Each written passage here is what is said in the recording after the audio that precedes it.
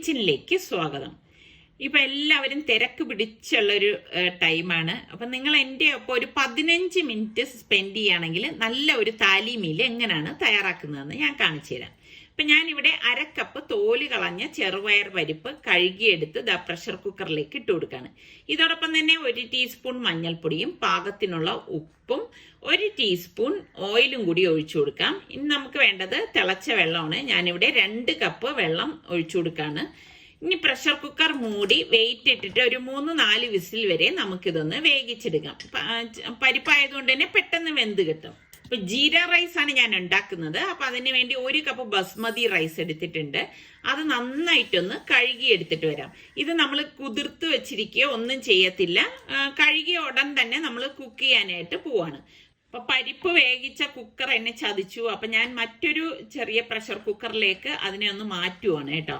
മാറ്റിയിട്ട് മൂടി വെച്ചിട്ട് വീണ്ടും ഇതൊന്ന് വേവിച്ചെടുക്കാനായിട്ട് പോവാണ്. അപ്പൊ അത് ഞാൻ മാറ്റി വെച്ച ശേഷം മറ്റൊരു പ്രഷർ കുക്കർ അടുപ്പത്തേക്ക് വെച്ചു. ഇതിലേക്ക് നമുക്ക് 1 ടേബിൾ സ്പൂൺ നെയ്യ് ഒഴിച്ചു കൊടുക്കാണ്. നെയ്യ് ഒന്ന് ചൂടായി വരുമ്പം 2 പീസ് പട്ട, ഒരു 3 ഗ്രാമ്പു, 2-3 ഏലക്കായ ഇത്ര ഇട്ടിട്ട് 1 ടീസ്പൂൺ ചെറിയ ജീരകം ഇട്ട് കൊടുക്കണം. ഇത് ജീര റൈസ് അല്ലേ. എന്നിട്ട് ഇതൊന്ന് ഇളക്കി കൊടുക്കാം. ഇളക്കി കൊടുത്ത ശേഷം നമ്മൾ ഈ കഴുകി വെച്ചിരിക്കുന്ന അരി ഉണ്ടല്ലോ, അത് നമുക്ക് ഇതിലേക്ക് ഇട്ട് കൊടുക്കാം. എന്നിട്ട് ഇനി ഇതൊന്ന് ഈ നെയ്യും ചേർത്ത് ഒന്ന് ഇളക്കി കൊടുക്കണം. അപ്പൊ ഞാൻ ഈ പറയുന്നത് പോലെ നിങ്ങൾ ഉണ്ടാക്കുകയാണെങ്കിൽ നല്ല അടിപൊളി ജീര റൈസ് നമുക്ക് ഉണ്ടാക്കിയെടുക്കാൻ പറ്റും. വളരെ പെട്ടെന്ന് റെഡിയാക്കി എടുക്കാൻ പറ്റുന്ന ഒരു റൈസാണ് കേട്ടോ. ഇതുപോലെ ഒന്ന് ഇളക്കി കൊടുക്കണം. ഇളക്കി കൊടുത്ത ശേഷം നമുക്കിനി ഇതിലേക്ക് തിളച്ച വെള്ളമാണ് ഒഴിച്ചു കൊടുക്കുന്നത്. 1.5 കപ്പ് തിളച്ച വെള്ളമാണ് ഞാൻ ഒഴിച്ചു കൊടുക്കുന്നത്. അപ്പൊ 1 കപ്പ് അരിക്ക് 1.5 കപ്പ് വെള്ളം, പ്രഷർ കുക്കറിലായതുകൊണ്ടാണ് കേട്ടോ. എന്നിട്ട് നമുക്ക് പാകത്തിനുള്ള ഉപ്പും കൂടി ഇട്ട് കൊടുക്കാം. എന്നിട്ട് വശങ്ങളിലെല്ലാം അരിയൊക്കെ ഒന്ന് ഒതുക്കിയ ശേഷം പ്രഷർ കുക്കർ മൂടി വെയിറ്റ് ഇട്ടിട്ട് 1 വിസിൽ കേൾക്കുന്നത് വരെ വേവിക്കാവൂ. 1 വിസിൽ കേട്ട് കഴിയുമ്പോൾ ഗ്യാസ് ഓഫ് ചെയ്ത് മാറ്റി വെക്കണം. താലി മീലിൽ ഒഴിച്ചുകൂടാൻ പറ്റാത്ത ഒന്നാണ് ചപ്പാത്തി. അപ്പൊ ഞാൻ 1 കപ്പ് ഗോതമ്പ് മാവ് ഒരു ബൗളിലേക്ക് ഇട്ട ശേഷം നമുക്കിതിലേക്ക് പാകത്തിനുള്ള ഉപ്പും 1/4 ടീസ്പൂൺ നെയ്യും കൂടി ഇട്ട് കൊടുക്കാം. എന്നിട്ട് ഇത് നന്നായിട്ടൊന്ന് മിക്സ് ചെയ്ത് കൊടുക്കണം. മിക്സ് ചെയ്ത് കൊടുത്ത ശേഷം നമുക്കിതിലേക്ക് പച്ചവെള്ളം ഒഴിച്ച് ഒന്ന് കുഴച്ചെടുക്കാം. അപ്പൊ വെള്ളം കുറേശ്ശെ ഒഴിച്ചിട്ട് വേണം നമ്മളിത് കുഴച്ചെടുക്കാനുള്ളത്. പിന്നെ താലിമീലിലെ ചപ്പാത്തി എന്ന് പറയുമ്പോൾ തന്നെ വലിയ ചപ്പാത്തിയല്ല, ചെറിയ ചപ്പാത്തിയാണ്. അപ്പൊ അതുകൊണ്ട് തന്നെ നമുക്ക് ഇത്രയും മാത്രം മതിയാവും. ഞാനിവിടെ നന്നായിട്ടൊന്ന് കുഴച്ചെടുത്തിട്ടുണ്ട്. അപ്പൊ ഇനി ഇതൊന്ന് അടച്ച് നമുക്ക് മാറ്റി വെക്കാം. ഇനി ലാസ്റ്റ് മാത്രമേ നമ്മളിത് ചപ്പാത്തി റെഡിയാക്കത്തുള്ളൂ. അതുവരെ ഇത് റെസ്റ്റ് ചെയ്യട്ടെ. സ്റ്റീം പോയ ശേഷം ഞാൻ കുക്കർ ഒന്ന് ഓപ്പൺ ചെയ്യുവാണ്. നല്ല മണം വരുന്നുണ്ട് കേട്ടോ. ഇതാ കണ്ടോ, ഞാനൊരു സ്പാച്ചിലുണ്ട്. ഇതൊന്ന് ഇളക്കി എടുക്കുകയാണ്. ഇത് അടുക്കി പിടിക്കുകയോ കുഴഞ്ഞു പോവേ പൊടിഞ്ഞു പോവോ ഒന്നും ചെയ്തിട്ടില്ല. ഇതാ കണ്ട കറക്റ്റ് പരുവാണ്. അപ്പൊ ഈ രീതിയിൽ ഉണ്ടാക്കിയാൽ അടിപൊളിയായിട്ട് നിങ്ങൾക്ക് ജീര റൈസ് ഉണ്ടാക്കിയെടുക്കാൻ പറ്റും. കുറച്ച് മല്ലിയിലയും കൂടി ഞാൻ ഇതിലേക്കൊന്ന് ഇട്ട ശേഷം ഒന്ന് മിക്സ് ചെയ്ത് കൊടുക്കാണ്.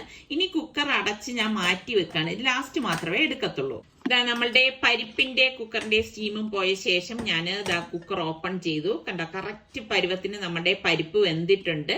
അപ്പൊ നല്ലതുപോലെ ഒന്ന് ഉടച്ചു കൊടുക്കാം. ഇതുപോലെ ഒന്ന് സ്പീഡിന് ഒന്ന് ഉടച്ചെടുത്താൽ മതി.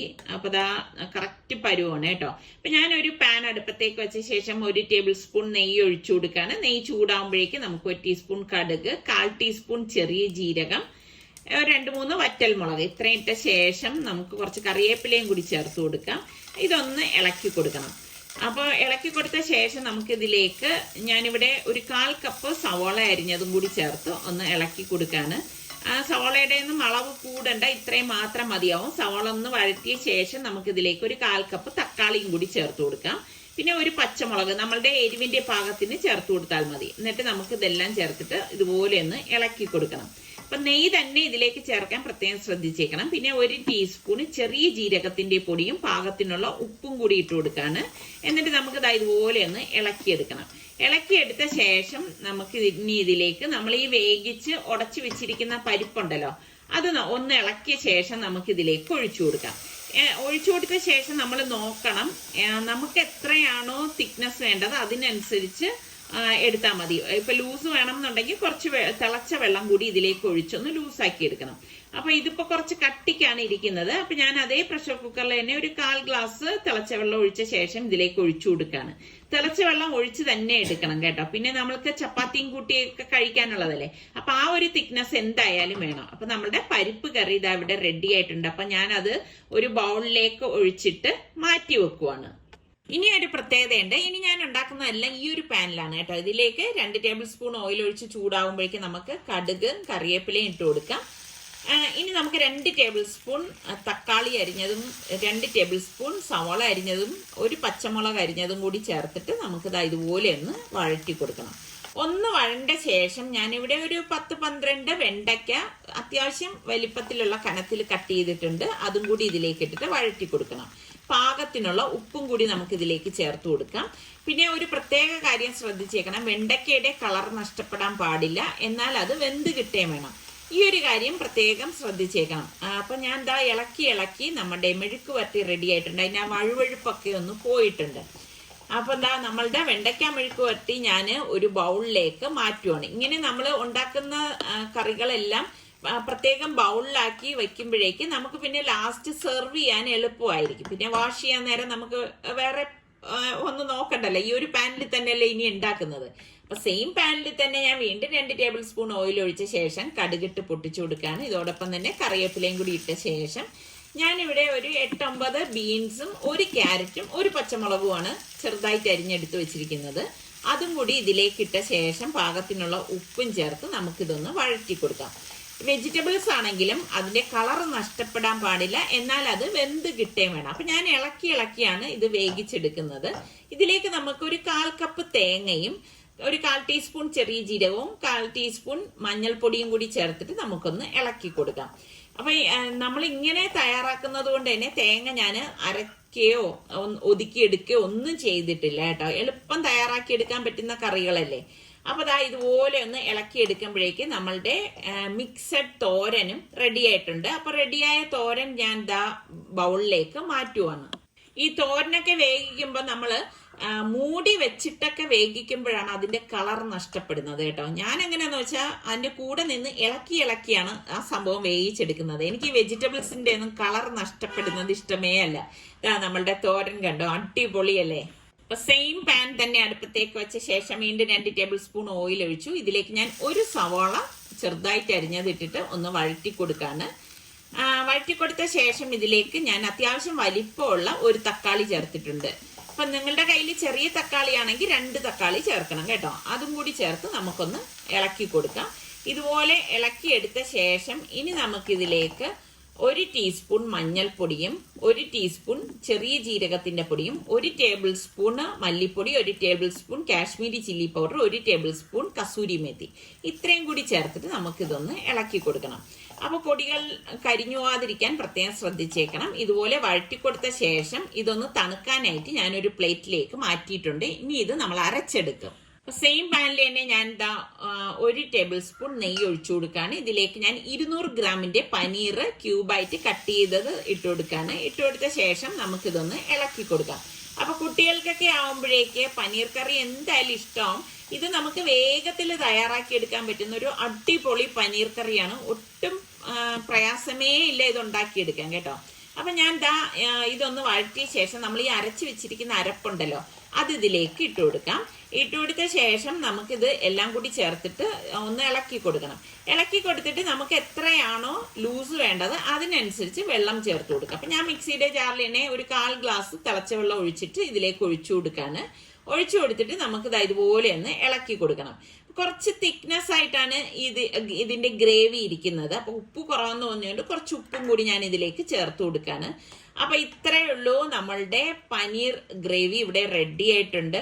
അപ്പൊ ഇനി ഇതിന്റെ മീതെ ഞാൻ കുറച്ച് മല്ലിയില അരിഞ്ഞതും കൂടി ഇട്ട് കൊടുക്കാണ് കേട്ടോ. അപ്പൊ ഇത് നിങ്ങൾ ട്രൈ ചെയ്ത് നോക്കണം, ഉറപ്പായിട്ട് നിങ്ങൾക്ക് ഇഷ്ടപ്പെടും.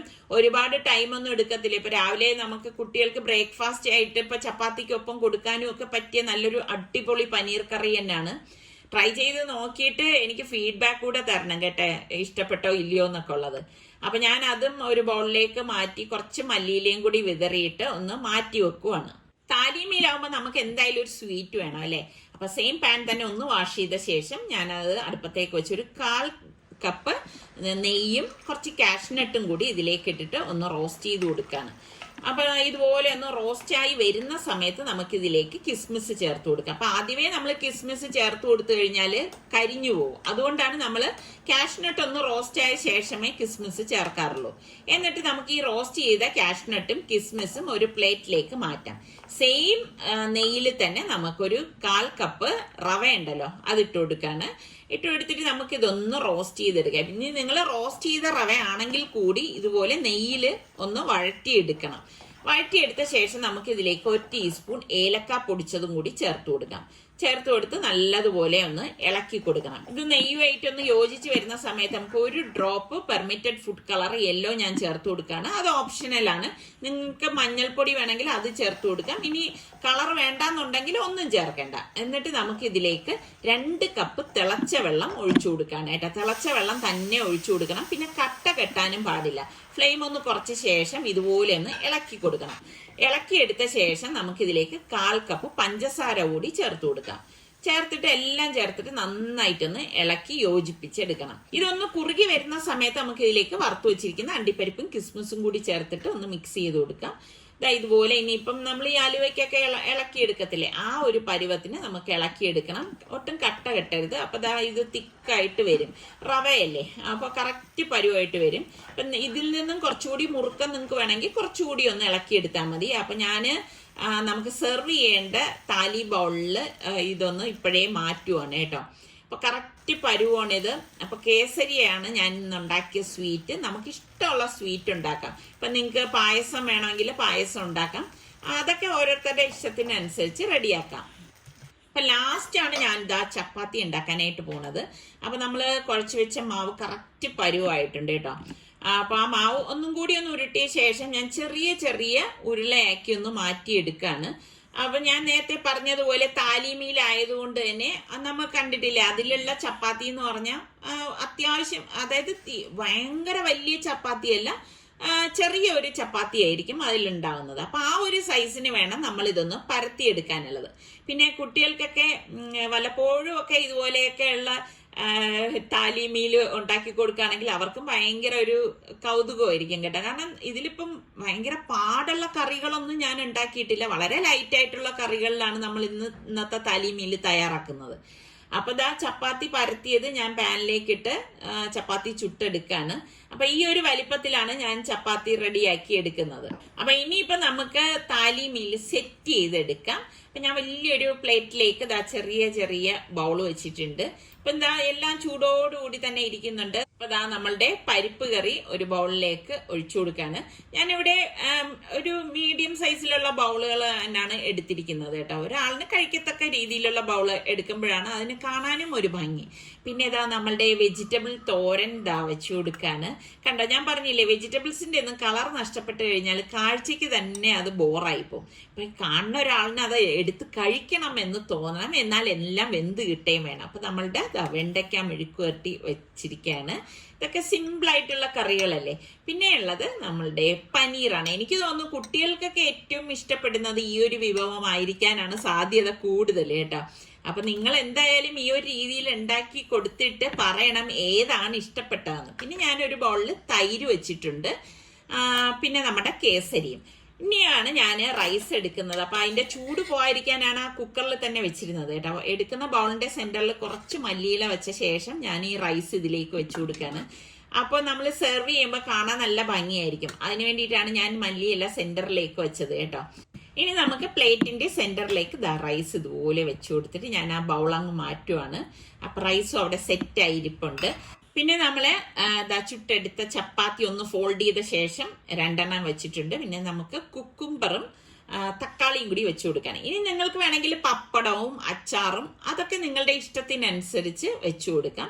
അപ്പൊ ഇതാണ് നമ്മളുടെ ഇന്നത്തെ താലി മീല്. അപ്പൊ നിങ്ങൾക്ക് ഇഷ്ടപ്പെട്ടാൽ ഇപ്പൊ തന്നെ ഒന്ന് ലൈക്ക് ചെയ്യണം. അപ്പൊ ഉണ്ടാക്കി നോക്കിയ ശേഷം എനിക്ക് ഫീഡ്ബാക്ക് കൂടെ തരണേ. അടുത്ത് നമുക്ക് നല്ല റെസിപ്പിയുമായി വീണ്ടും കാണാം. അതുവരയ്ക്കും എല്ലാവർക്കും ബൈ.